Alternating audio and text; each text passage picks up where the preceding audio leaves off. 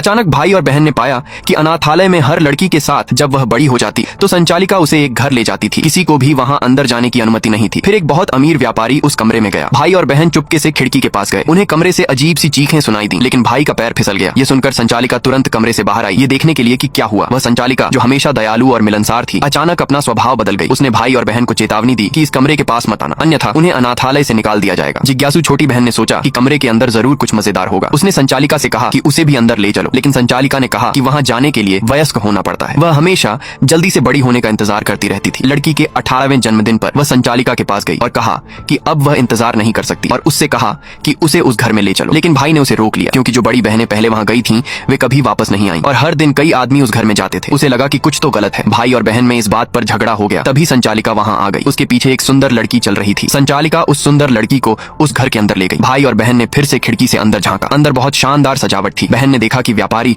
उस लड़की को एक महंगी ज्वेलरी दे रहा था। यह देखकर बहन बहुत जल गई। अगले दिन बहन ने एक सुंदर ड्रेस पहनी और संचालिका उसे भी वहां ले गई। मेहमानों ने बहन की सुंदरता की प्रशंसा की। जब उन्होंने उसे देखा, उसी समय भाई अचानक अंदर दौड़ आया और बहन को वहां से ले जाना चाहता था। लेकिन यह वही दिन था जिसका बहन लंबे समय से इंतजार कर रही थी। वह गुस्से में भाई पर चिल्लाई और बोली कि अब वह उससे कभी बात नहीं करना चाहती। संचालिका ने कहा कि यह तो सिर्फ बहन के लिए रखी गई एक पार्टी है। उसने भाई को भी उसमें शामिल होने के लिए कहा। नेक्स्ट पार्ट के लिए सब्सक्राइब करें।